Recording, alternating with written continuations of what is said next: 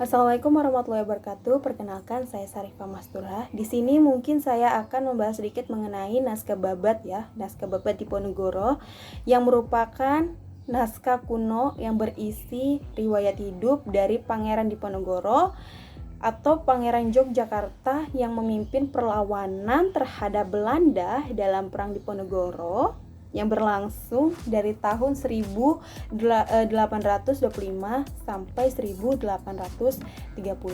Kemudian naskahnya ini dibuat ketika atau ditulis ya ketika Diponegoro ini berada dalam pengasingan di Sulawesi Utara sekitar tahun 1831 sampai 1832, yang dimana naskahnya ini merupakan biografi pertama dalam kesusastraan Jawa modern.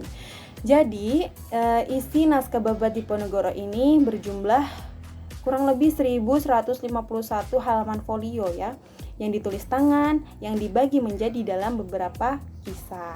Dimulai dari runtuhnya sisa-sisa Majapahit pada tahun 1527 hingga perjanjian Giyanti pada tahun 1755. Kemudian dilanjutkan lagi dengan pemaparan keadaan kesultanannya Yogyakarta dan juga riwayat hidup Diponegoro dari kelahirannya pada tahun 1785 hingga diasingkannya beliau ke Manado pada tahun 1830. Jadi naskah ini itu aslinya ditulis dalam abjad pegon, yang dimana pegon ini merupakan bentuknya macapat ya, atau dengan bentuk macapat, atau bisa disebut dengan puisi tradisionalnya Jawa ya. Kemudian ada nih sejarawan Indonesia yang bernama Peter Kelly, yaitu dengan berkebangsaan Britania Raya, yang kemudian beliau ini meragukan bahwa Diponegoro ini penulisnya, dia meragukan bahwa Diponegoro sendiri ini adalah penulisnya. Kenapa demikian? Itu dikarenakan adanya laporan dari seorang ajudan Gubernur Jenderal Hindia Belanda yang ditugaskan mendampingi beliau ya, mendampingi Diponegoro ini, yang mendengar langsung dari Diponegoronya sendiri bahwa kemampuan menulisnya ini dalam bahasa Jawa ini sangat kurang. Jadi dia beliau ini menduga ya bahwa Diponegoro ini menceritakannya lalu dituliskan pada iparnya yang bernama Tumenggung Dipowiyono ya, Dipowiyono, yang ikut juga dibuang pada masa itu. Kemudian Pangeran Diponegoro ini kan merupakan penulis autobiografi pertama dengan karyanya tadi yang berjudul Babat Diponegoro. Nah, jadi karena karyanya ini ditulis pada saat pengasingannya di Manado pada tahun 1832 ini, naskah ini ya, Babat Diponegoro ini ada keunikannya ya, ada beberapa keunikannya. Yang pertama itu naskah Babat ini ditulis langsung oleh Pangeran Diponegoro. Kemudian naskah Babat ini tentang diri Pangeran Diponegoro atau myself gitu. Kemudian yang terakhir itu ditulis di lokasi yang jauh dari konteks budaya Jawa, yaitu di Manado. Adapun naskah Babat ini merupakan identitas lokal Pangeran Diponegoro yang muncul di dalam penulisan Babat. Meskipun Babat itu atau naskah ini ditulis jauh dari tanah Jawa ya, yaitu di Manado ketika beliau ini dalam pembuangan atau pengasingan oleh pemerintah Belanda.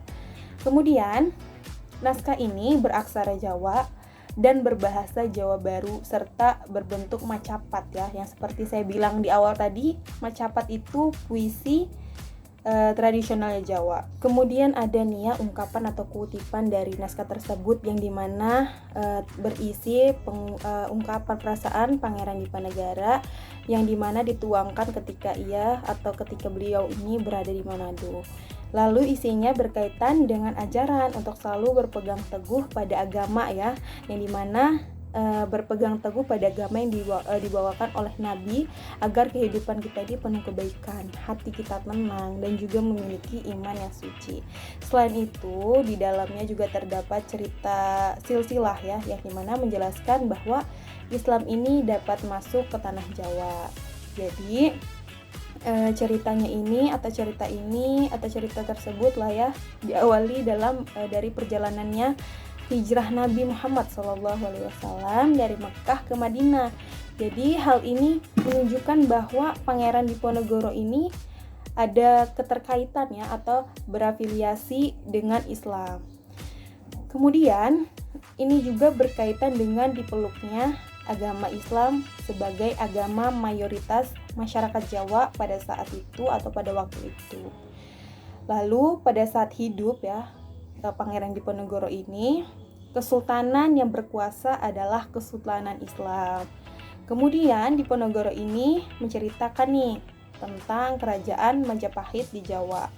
Kerajaan Majapahit di Jawa ini memiliki raja yang tersohor yang bernama Brawijaya. Jadi beliau ini merupakan raja yang adil dan bijaksana, tetapi masih beragama Buddha.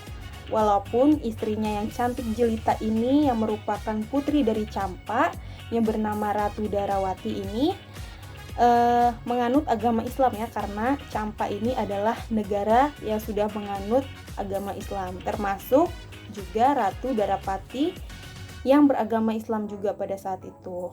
Kemudian dengan datangnya pengaruh dari Campa, Islam juga mulai masuk nih ke Jawa atau ke Majapahit gitu, dan juga menyebarkan agama Islam di situ. Kemudian Said Rahman ini yang dijuluki sebagai Sarif Maulana Mahribi datang dari Campa untuk menyebarkan agama Islam ya, dan juga kemudian disusul oleh kedua putranya.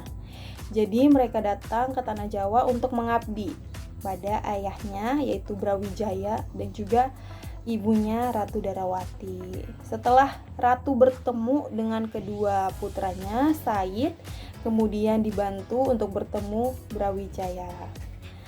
Lalu mereka berdua ini menjelaskan nih bahwa Islam yang masuk ke tanah Jawa ini sangat kuat, tetapi tidak perlu takut karena Islam ini atau agama Islam ini tidak akan mengubah agama yang telah ada sebelumnya seperti Hindu, Buddha.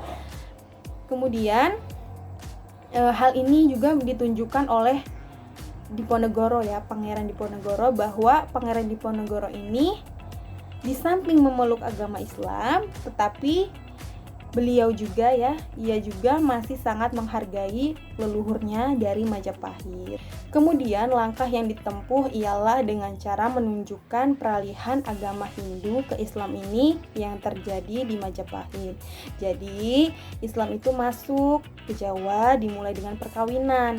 Jadi Raja Majapahit ini yang Hindu sudah menikah dengan putri Islam dari Campa, karena tadi yang saya sebutkan bahwa Campa ini kan merupakan negara Islam ya.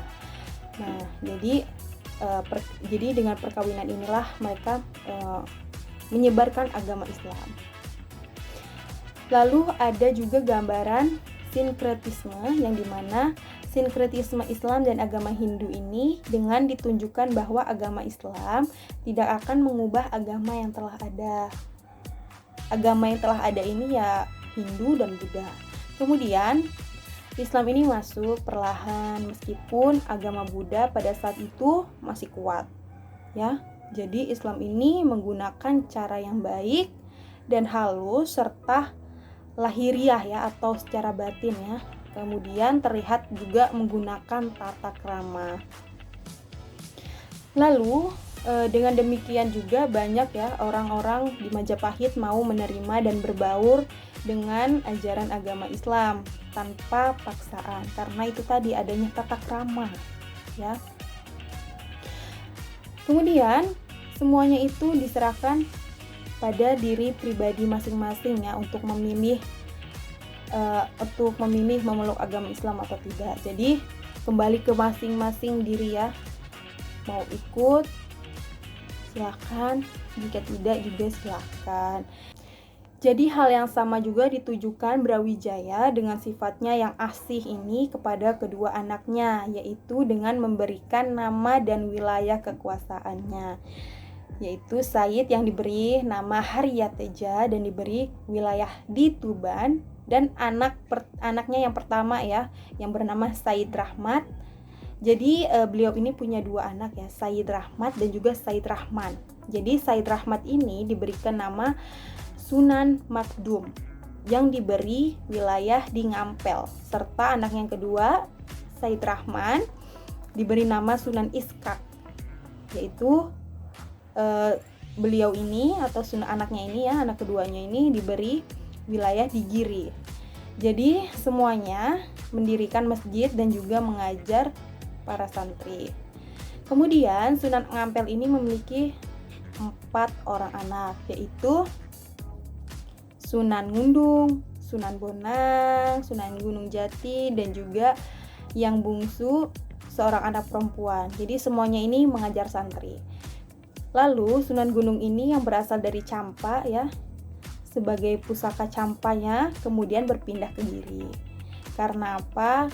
Karena Kanjeng Sunan itu sudah meninggal dan meninggalkan istri yang sedang hamil ya, pada saat itu hamilnya 7 bulan dan segera melahirkan ya. Setelah itu diadakannya lah selamatan. Anak yang baru lahir tersebut menjadi anak yatim. Kemudian diangkatlah anak tersebut oleh Sunan Ngampel. Jadi sampai besar bernama Sunan Giri dan menjadi alim ulama ya, alim ulama dengan pelajaran dan usahanya ya, sehingga beliau ini dapat menjadi salah satu wali di tanah Jawa. Begitu pula dengan Sunan Bonang ya, yang menjadi tujuan sebagai wali perwakilan Majapahit di Tuban dan dapat mencapai masa keemasannya bersama anak laki-lakinya yang tua. Jadi dari teks ini atau kutipan naskah ini, intinya adalah menekankan pada cara penyebaran agama Islam ya di tanah Jawa dengan menggunakan silsilah. Kemudian silsilahnya ini yang digunakan sejak anak Prabu Brawijaya ini, dan juga dijelaskan tentang anak-anaknya yang berkaitan dengan Islam di Jawa. Selain itu ada juga nih peran dari para sunannya. Kemudian pada kutipan ini ya, naskah ini juga ada dijelaskan mengenai para penguasa di daerah masing-masing yang dimana masih di wilayah Pulau Jawa. Jadi tokoh-tokoh yang dihadirkan dalam babat ini juga mencerminkan nih bahwa adanya akulturasi budaya Jawa dan Islam. Adapun beberapa cerita mitos Jawa berkaitan juga atau dikaitkan dengan para tokoh dari kerajaan Majapahit ini, kemudian dikaitkan dengan pemeluk agama Islam ya. Jadi hal tersebut menunjukkan bahwa Diponegoro ini ingin menggambarkan bahwa identitas para sunan ini yang berdakwah di wilayah Majapahit ada hakikatnya, atau pada hakikatnya ya masih anak cucu Prabu Brawijaya ini, sehingga merupakan pewaris tahta Majapahit juga. Mungkin sekian dulu dari saya, kurang lebihnya saya mohon maaf. Wabillahi taufiq wal hidayah. Wassalamualaikum warahmatullahi wabarakatuh.